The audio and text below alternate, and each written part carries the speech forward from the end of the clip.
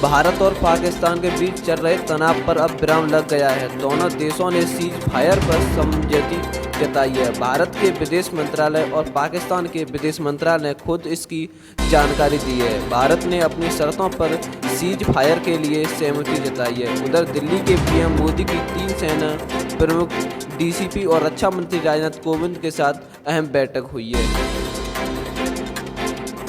Operation सिंदूर के बाद भारत और पाकिस्तान के बीच जारी तनाव पर अब विराम लग गया है।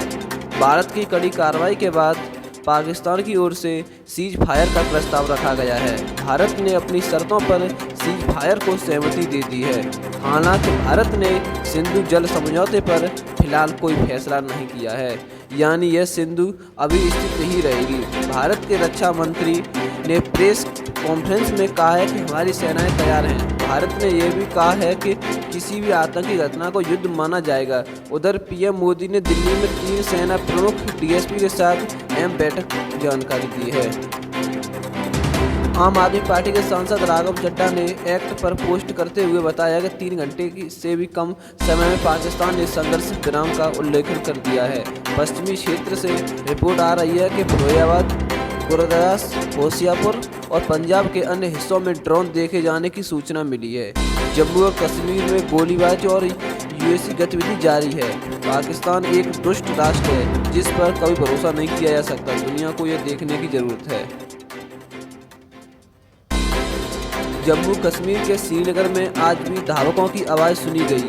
सीएम पर अब्दुल्ला से एक्ट पर पोस्ट करते हुए बताया है कि आखिरी संघर्ष विराम का क्या हुआ। श्रीनगर में धमकों की आवाज़ें सुनी हैं। जम्मू कश्मीर के उधमपुर में ब्लैकआउट के बीच भारतीय वायु रक्षा ने पाकिस्तानी ड्रोन के हमले के नाकाम किया। इलाके में विस्फोट की आवाज़ सुनी जा सकती है। प्रधानमंत्री नरेंद्र मोदी ने रक्षा मंत्री राजनाथ सिंह, एनएसए और अजीत डोभाल, सीडीए और 3 सेनाओं के प्रमुख साथ एलकेएम में बैठक हुई है। शांति जरूरी है और बहुत खुश हूँ, सीज फायर के ऐलान पर बोले कांग्रेस सांसद रशीद थारूक।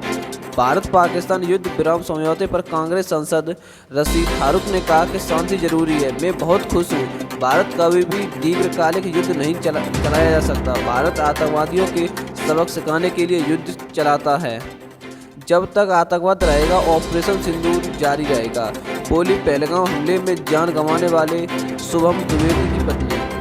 भारत पाकिस्तान के बीच गोलीबारी और सैन्य कार्रवाई रोकने के लिए सहमति बनने के बाद पहलगाम धमकी हमले में शहीद हुए शुभम द्विवेदी की पत्नी ऐश्वर्या द्विवेदी ने कहा कि मैं कभी आभारी हूँ जिस तरह से ऑपरेशन सिंदूर के जरिए 9 आतंकी ठिकाने को नष्ट किया है। मुझे सशस्त्र बलों और पीएम मोदी पर पूरा भरोसा है। ये लड़ाई आतंकवाद के खिलाफ उन्होंने आतंकवाद को खत्म करने के लिए ये लड़ाई लड़ी है।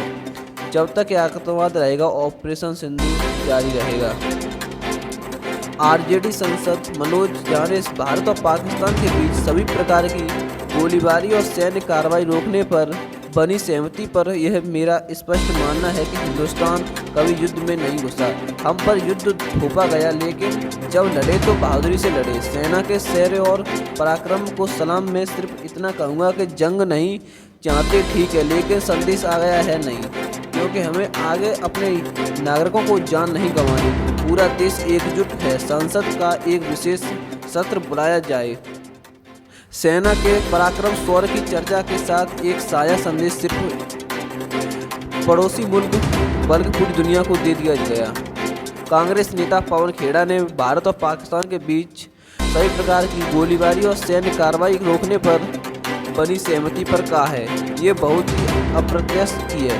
हमें अमेरिका राष्ट्रपति से पता चला है कि हो गया है। भारत को प्रश्न पूछना चाहता है कि केवल सांसद के विषय शस्त्र में ही पूछे जा सकते हैं। कांग्रेस एक विशेष शस्त्र की मांग करती है। देश को यह जानने का हक है कि पिछले 5 से 7 दिनों में भारत ने क्या हासिल किया और क्या खोया। पहलगाम के पीड़ित को यह जानने का हक है कि उन्होंने क्या न्याय मिलाया।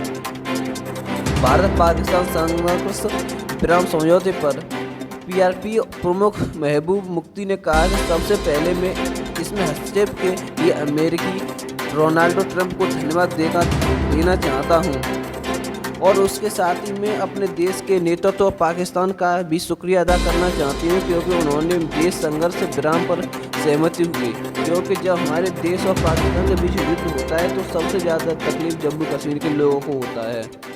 विदेश मंत्रालय